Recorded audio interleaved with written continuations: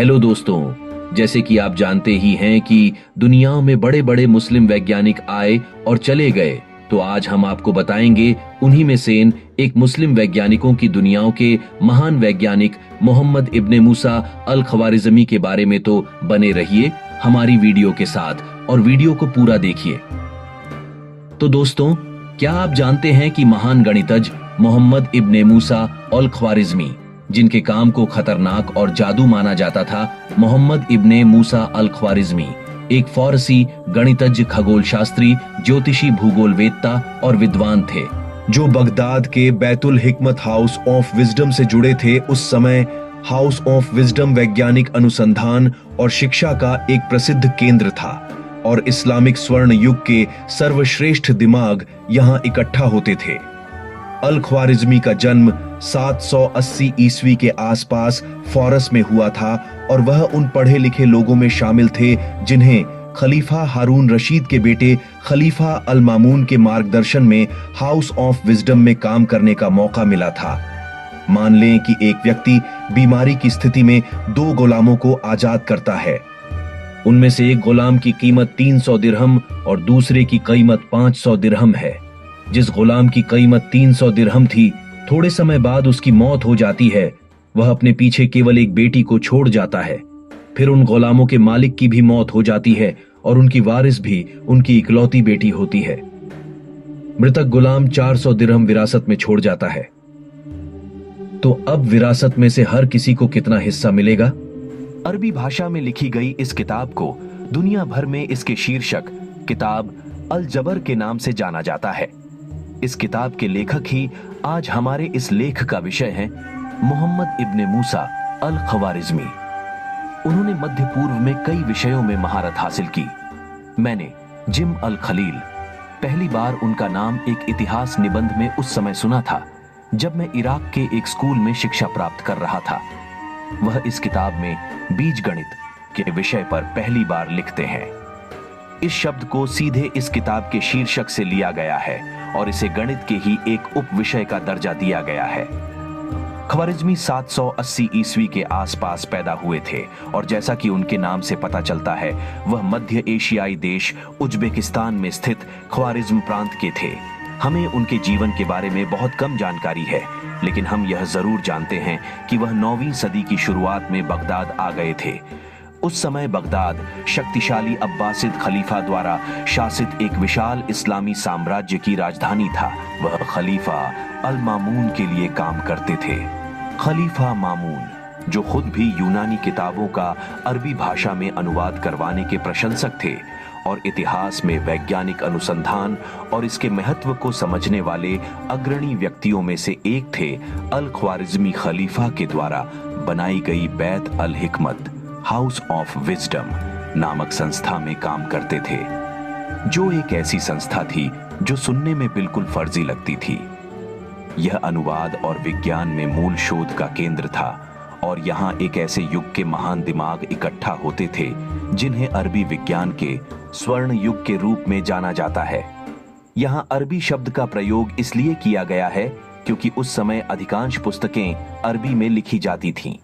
क्योंकि यह न केवल सल्तनत की आधिकारिक भाषा थी, बल्कि मुसलमानों की पवित्र किताब कुरान भी उसी भाषा में है। इन वैज्ञानिक किताबों में दर्शन, चिकित्सा, गणित, प्रकाशिकी और खगोल विज्ञान सहित कई वैज्ञानिक विषयों को शामिल किया गया है। इस दौर की महान वैज्ञानिक उपलब्धियों में से हम उन कुछ उपलब्धियों का उल्लेख करेंगे जो सीधे अल ख्वारिज़मी से संबंधित थीं। 9वीं सदी के दूसरे दशक में खलीफा अल मामून ने खगोलीय अनुसंधान के लिए बगदाद में वेधशालाएं, ऑब्जर्वेटरी बनवाई। इसके 1 या 2 साल बाद यूनानी खगोल विज्ञान के आलोचनात्मक अध्ययन की शुरुआत हुई। इस दौरान अल ख्वारिज़मी की निगरानी में कई शोधकर्ताओं ने मिलकर सूर्य और चंद्रमा पर कई अवलोकन किए। इस दौरान एक ही स्थान पर स्थित 22 सितारों के अक्षांश और देशांतर की तालिका बनाई गई थी। इस बीच अल मामून ने माउंट कासियन की ढलानों पर एक और वेधशाला के निर्माण का आदेश दिया, जहां से दमिश्क शहर साफ दिखाई देता था। इस वेधशाला के निर्माण का उद्देश्य इस संबंध में अधिक डाटा एकत्र करना था। इस काम के पूरा होने पर अल ख्वारिज़मी और उनके सहयोगी कई सितारों के स्थान से संबंधित डाटा की तालिका बना चुके थे। एक और शानदार प्रोजेक्ट जो इन स्कॉलर्स द्वारा शुरू किया गया वो और भी दूरदर्शी था। यूनानी खगोल शास्त्री टोनोमी ने अपनी मशहूर किताब ईद जियोग्राफी में दुनिया के भूगोल से संबंधित जो कुछ भी मौजूद था हर चीज को दर्ज किया था। ऐसा कहा जाता है कि उनके काम के अरबी अनुवाद ने ही भूगोल में इस्लामी दुनिया की रुचि पैदा की। अल मामून ने अपने स्कॉलर्स को दुनिया का एक नया नक्शा बनाने का निर्देश दिया, क्योंकि टोनोमी के नक्शे में मक्का या राजधानी बगदाद जैसे प्रमुख इस्लामिक शहर शामिल नहीं थे। टोनोमी के दौर में मक्का शहर का इतना महत्व नहीं था और बगदाद उस समय अस्तित्व में ही नहीं आया था। अल ख्वारिज़मी और उनके सहयोगियों ने इन दोनों शहरों के बीच की दूरी को मापने का फैसला किया। इस संबंध में उन्होंने चंद्र ग्रहण के दौरान पैमाइश के और आंकड़ों को जमा किया। उस प्राचीन काल में उन्होंने इन दोनों शहरों के बीच की जो दूरी निकाली वो वर्तमान समय के आंकड़ों की तुलना में 2% से भी कम गलत थी। इसके बाद उन्होंने अन्य महत्वपूर्ण स्थानों की उन सीमाओं की फिर से जांच करने की कोशिश की जिनसे इन स्थानों के केंद्र बिंदु का स्थान पता चल सके।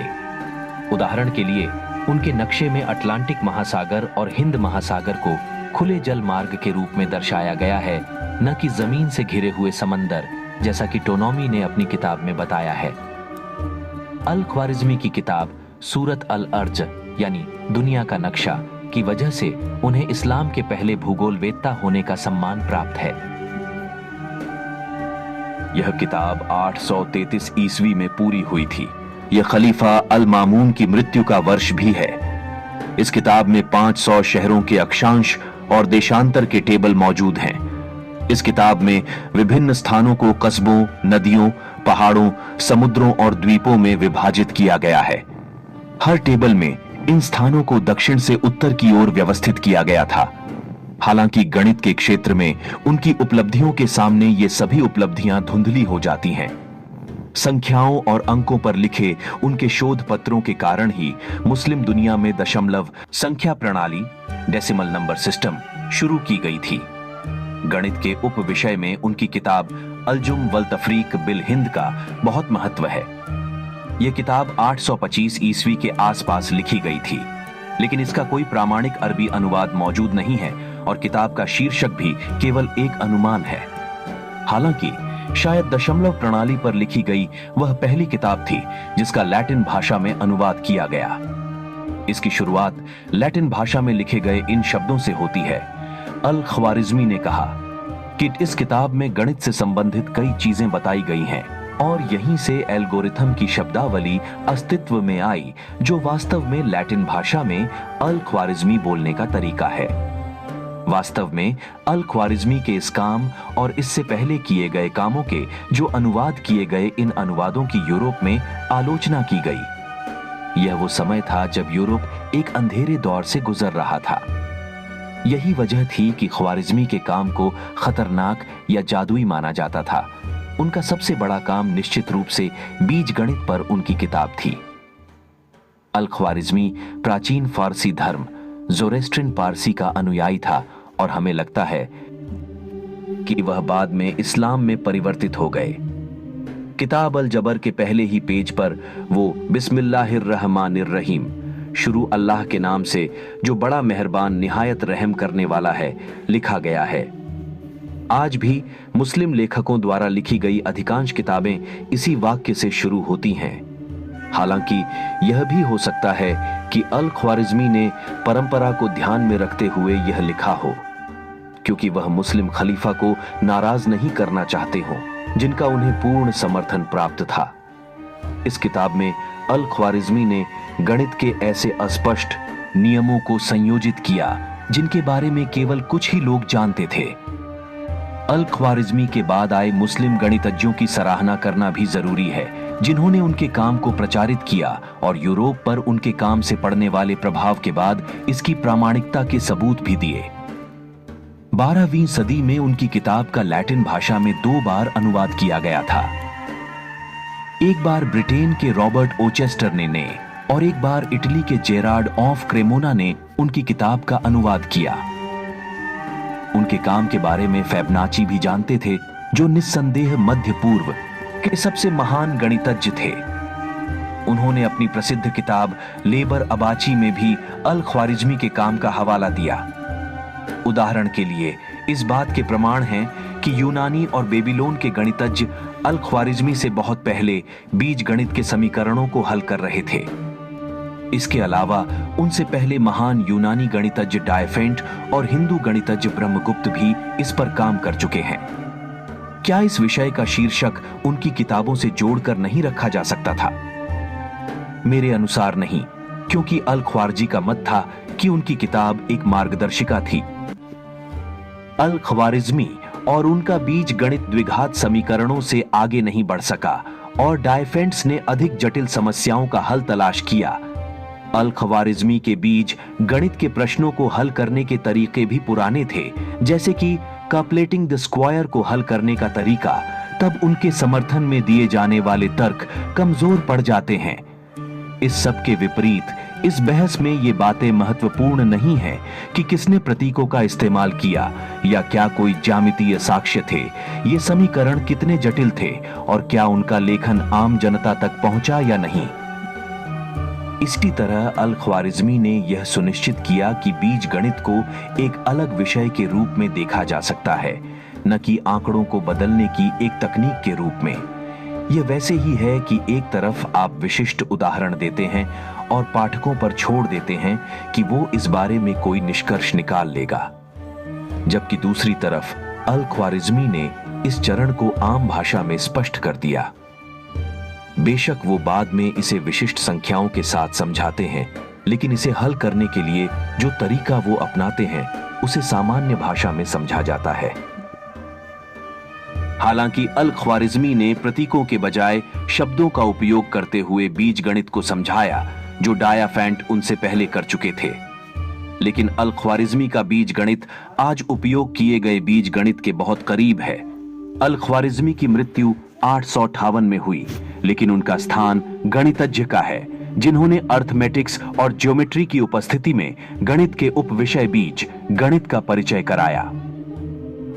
जॉर्ज सार्टन, विज्ञान की दुनिया के महान इतिहासकार, अपनी किताब जो कई खंडों में है, द इंट्रोडक्शन टू साइंस के लिए सबसे ज्यादा जाने जाते हैं। इस किताब में उन्होंने विज्ञान के इतिहास को कई भागों में विभाजित किया है। प्रत्येक भाग आधी सदी के इतिहास को कवर करता है। उस भाग का नाम उस दौर के सबसे महत्वपूर्ण वैज्ञानिक के नाम पर रखा गया है। उसमें 800 से 850 ईस्वी तक के दौर का शीर्षक है अल ख्वारिज्मी का दौर।